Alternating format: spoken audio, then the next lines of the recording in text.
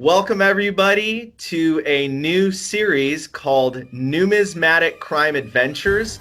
I'm Ryan Lassley, and I'm here with Aaron Berk, VP of Harlan J. Berk Numismatics, and Mike Printz, Senior Numismatist with Harlan J. Berk Numismatics. We're starting a new series today that's going to focus on some of the stories of numismatic crime and kind of tell some tales of how they happened and the resolution. We decided to start this series because Mike had an incredible series of events that's unfolded over the past recent while here. Absolutely incredible story, maybe the best numismatic crime story I've heard in recent times here. So Mike and Aaron, why don't you guys tell us what happened? So we had a fellow come in a week ago Monday and had three pretty rare coins. He had an 1802/1 half eagle, an AU-58. He had a $1797 in BF30, both PCGS CAC, and he had an 1879 S Morgan dollar and MS-68. So not the kind of stuff you see that just walks in the store. Right. That's not something you see every day. You're talking about very high-end items, especially for early America. Right. It's like 20 grand worth of stuff. Right. So and the guy didn't fit the profile of a collector. Yeah. Okay. So as I asked him more questions, it became clear that the merchandise was probably not his. So believe it or not, I asked him to come back the following day and told him that I needed to make sure that we had clear title. I just wanted to make some phone calls. During that time, I made phone calls to the local dealers in the area, to us, and pretty much everybody I talked to confirmed that the guy had also been in their store. And everybody backed away from a purchase. Over about a 3-month period. Yeah, this was over a 3-month period. Okay, right? So he was somewhat smart about it. I mean, he wasn't... What's funny is I've since learned that he actually was walking these coins around at Central States, which was in April. No kidding. Yeah. So it's amazing he still had them. I mean, I'd love to buy those coins. Those are... Yeah, but nobody would step up and because it didn't smell right. Right. Yeah. It has a smell test. Right. So after I called all these guys, I called this fellow and had him come back in, and he did come back in. And at that point in time, I asked him, "How did you get these coins?" And he said that his brother worked for a moving company, and that they were moving an elderly man from northern Illinois to Florida. And I asked him if he would get his brother on the phone so that I could at least ask his brother about the story.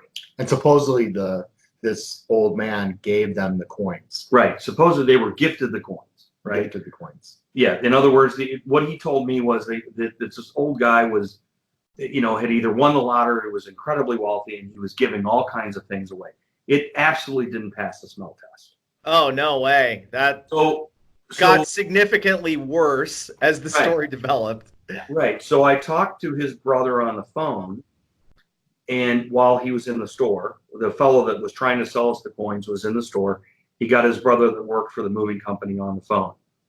And as I spoke to him, he kind of told me the same story, but again, it just didn't make any sense. Right. However, I was able to find out the name of the guy that owned the coins, and I asked what moving company this guy works for, and believe it or not, he told me. So Aaron and I he left Tuesday, and I told him that I still had an interest in buying the coins, but I still needed to do some research just to make sure title was clear, and he was fine with that. So in the interim, Aaron and I discovered that the guy that owned the coins, or owns the coins, is a 95-year-old Holocaust survivor. So Aaron called the Holocaust Museum, which is in Skokie, okay, and because he had actually given a video testimonial of his experience during the Holocaust. Wow. So Hey, they you guys found this online somehow? Did you Google Well, it? online, we yeah. we found it online. We looked his name up because I had his name, right? Right. So then Wednesday, I called the moving company, and I was fortunate to get somebody at the moving company that not only remembered moving this man, but they were able to share with me that he didn't move to Florida. He moved to the same. He moved from the state, the city that he was in, to another area in the same city. Right. Right. So he didn't move to Florida. Right.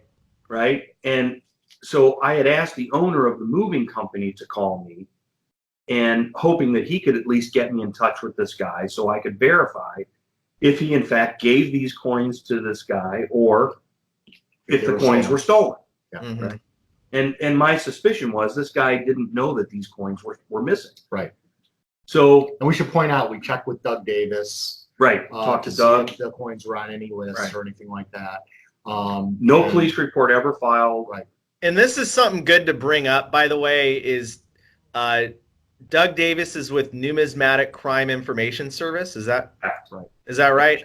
He's So on- if any, yeah, he's done more work in that part of the market, I think, than anybody else I know. For sure.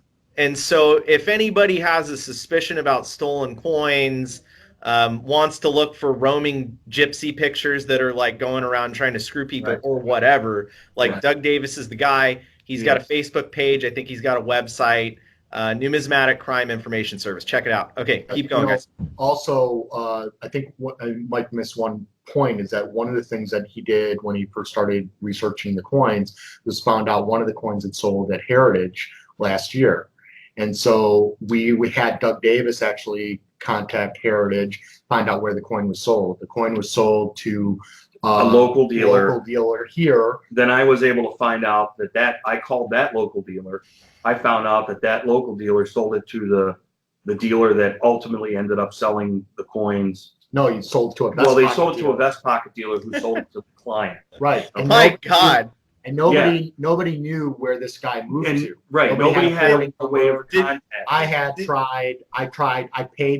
paid service, you can look up people, and they had all his old address. I called neighbors, old neighbors, relatives, left messages. None of the forwarding numbers worked. So there's really no way to get a hold of this guy. I think this is something kind of interesting to stop on for a second. Between the initial sale at Heritage and those 4 or 5 times it changed hands, what was the Heritage sale price and what was the final sale price by the... Actually, it was not that dramatically different. All right. Okay. The sale price took place in October of 2018 out of the Heritage sale. Mm-hmm. And I think when the client, the end user bought it, it was maybe 20% higher. Oh, 25%. yeah, so higher. He paid So- $29,000 for the 3 coins. Yeah, the 3 coins that he bought, he paid 29 grand for. Okay. But Not chump anyway, change. I finally got a phone call back from the owner of the moving company, and he told me that he had done his due diligence. He had determined that they didn't do anything wrong. They only moved a couple pieces of patio furniture, right? And I'm thinking, this is just BS. right. So, every day I'm coming into Aaron's office and I'm saying, I really want to find out who owns these coins. Well, we knew who owned the coin. Well, I mean, but I Where want he to track was. the guy down and find out. I if even he knows.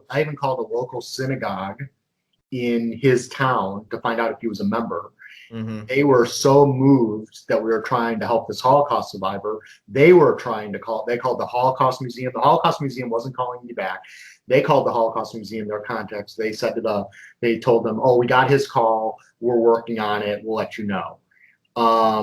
But they were calling around they even called the real estate agent that owned the original property was living in to see if they knew where this guy was. Right. Nobody had any information about this guy. So we couldn't Where he find went. the guy. We couldn't find him.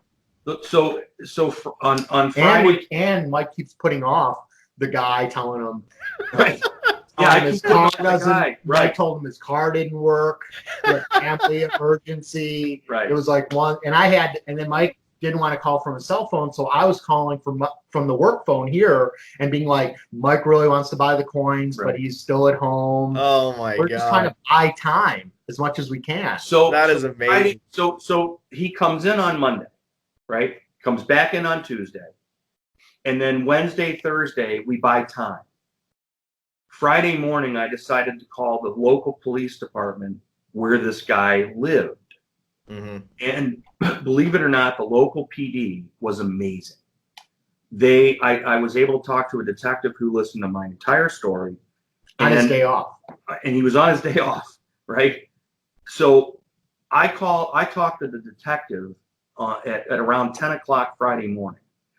By 3 o'clock Friday afternoon, I received a phone call from the detective that they had a detective at this man's home interviewing him, and that he was totally unaware that these coins were missing. And there was Wow. There were other things missing as well. Man, Right. that guy's got to have a lot of coins, because I'll tell you what. Well, I don't know that it was all coins, but for sure. Oh, okay. For sure. Because, I mean, I only have like maybe a dozen, or I don't know how many coins I have at home. Not a lot. Most are in the safe deposit box, right, at the bank. But you would think in the course of whatever you do, like maybe he just didn't look at them anymore or something. Here's the thing. He's 95 years old. Yeah. Okay. He probably didn't do an inventory Right. once he got moved. Right. Okay. He just assumed that everything was fine, which I think most people probably would do. I mean, most people probably wouldn't move their coins in that fashion. But again, Right. about his I mean, age. Okay. When Well, I anyway, moved, long and short of it is yeah. that Now we have a Friday police report. afternoon, we now have a victim who is aware that he is a victim. Right. Okay? Right. So he files a police report. I work out a deal with the police department to come into the city of Chicago and have two detectives in our store Hiding. Right. I managed to get the guy that's selling the coins into the store Monday morning. He comes back, knows that, as far as he knows, I'm going to write him a check for the 3 coins. Okay. At this point, I've told him, you know what, we're willing to buy them. There's no police report. There's no stolen evidence. So bring him in, we'll buy him. Right. And he comes in, and just like it was a piece of cake. Right. The cops arrested him and took him away. I was watching on my cameras with my popcorn. It's the best movie I had ever seen. And I was a nervous wreck. He was like, kept wiping his Yeah, hands. I if it's okay with you guys, I'd like to splice the video into this so everybody can see it. That video that you sent over, Aaron? No, I don't think we can do that, Ryan. And the reason is for the privacy of that guy, the guy that brought the coins in. Right. We might be violating privacy rights, and the last thing we need to do is have this guy come back and sue us. Yeah, that's true. So okay, so we'll wait on that. I don't think that we should do that. But the story is real. It's 100% factual. And for me, what I kept telling Aaron was, I just want to do the right thing. I want to get these coins back to this guy. Right. Okay? Or find out that he in fact gave them to the moving company, in which case I'd be happy to buy them. Sure. Right. But as it turns out, he did not know that they were stolen. Wow. So they now, I don't think that they're back to him now because the police are still investigating the moving company. Because actually the people who stole the coins were never involved with us. They Right. handed them off to this guy Who fenced them. And Right. who gave them to his brother after that. So the guys that Right. actually moved them are the ones that actually were involved in the theft. So Huh. they're going to be interviewing them, and they're going to be into this owner of the moving company Yeah. for basically he was basically trying to fix it himself, Yeah, he was but not getting us involved Right. and blowing us off. So now he's going to have to answer to the police for not necessarily doing the right thing either. I guess the takeaway is, as a dealer, if you have the wherewithal and the time to at least discover, if you think something's bad, and we were fortunate because we ultimately ended up with the name of the owner and the moving company. Right. And then, we could have just left it, and we could have just told this guy we're not interested in buying him. Which Right. is what out of the coin Which stores is what all most the rest of the coin dealers did. They did. They did. Right. Correct. for months. For months. I mean, this is really what the industry needs, is guys that are not only willing to be honest I would say it's even honest just not to buy them if something seems right. But then you guys Right. went a step further and said something is definitely off here. We need to find it, and then became detectives yourselves. Put your Sherlock Holmes hats on and smoked your corncob pipes and really dove into it. That is super impressive, and commendations all around. Yeah, it's a great human, human interest story, especially since the guy's a 95-year-old Holocaust survivor. He's 96 now. 96. Yeah. So, Yeah. So it's good to do the right thing. It's also, how many of these thefts do we hear about where there's never a happy ending? I know we see these emails from Doug Davis all the time. Somebody gets robbed, armed robbery, stuff gets stolen at a show, and nothing ever gets recovered. So to actually have a situation where we can do something good for somebody we had no idea who they are, but who they were, and being able to do the right thing is actually really rewarding. And even Mike said when he was coming in that day, he's like, Mike's a religious guy. He says, I prayed for the guy who was fencing the coins today. I did, because I got a good read from him. I did. Yeah. He didn't seem like a typical. He wasn't a criminal, and okay? in fact, what I've now learned is the guy has no history he has no criminal record. Right. He doesn't even have a speeding ticket, and the police were able to find out all this information on this guy once I provided information to them. Mm-hmm. Literally within 48 hours. I mean, I was still on the phone with the detective Saturday evening at 9 o'clock. Mm-hmm. They were still doing work on this. Right. Mm-hmm. But they now knew that this guy wasn't the typical criminal. He had no history, okay? Nor did his brother. So they were just being used by the guys that stole the merchandise at the moving company. Okay. So yeah, I mean, and that's probably why it also worked out, because a thief wouldn't have come in as many times and been put off as many times as we put him off. We were the only game left in town as well, because everybody else passed on the deal. Right. Mm-hmm. So I think that was also part of it as well. But ultimately it all worked out, and this guy's going to get his coins back. Yeah. Just to interject some humor, at one point during putting the guy that was bringing the coins in, trying to put him off, he called me and he said, look, will you pay a little bit more? And I'm thinking, no, I'm not going to pay more. I'll pay you what I offered you. Right. That I'm going to do that. Right. Right. And the whole time we're trying to set this guy up. Right. And the fact that he came back in is amazing. It really is. There was cop cars. There was cop cars parked in front of our store, not related to the situation, unmarked, and he still came in. Right.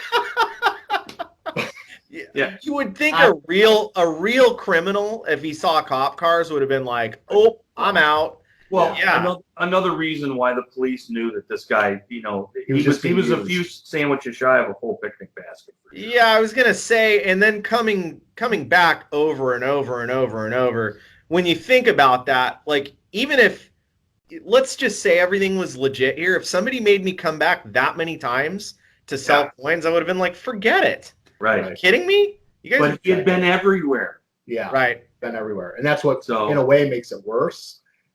Because nobody else did anything.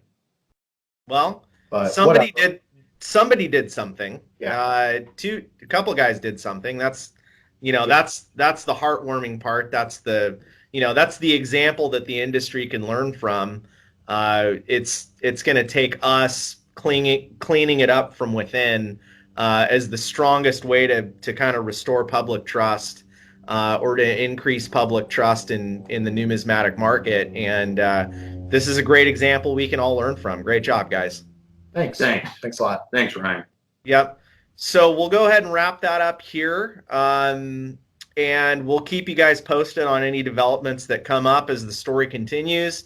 And maybe this is a series that goes on after this. There's a lot of numismatic crime stories that happen.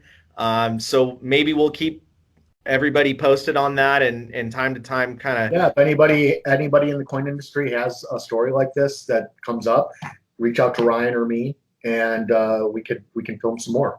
Yeah, because this is positive stuff for the industry. Absolutely.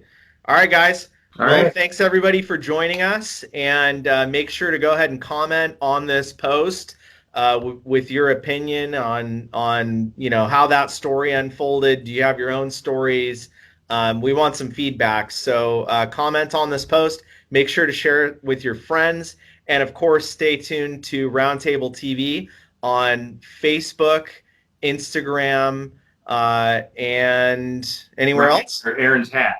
Or Aaron's hat when you see him. Yeah. All right, guys. We'll see you Thanks, Ryan. soon. All right. Take All care. right, take care. Bye-bye. Bye-bye. You never know where you might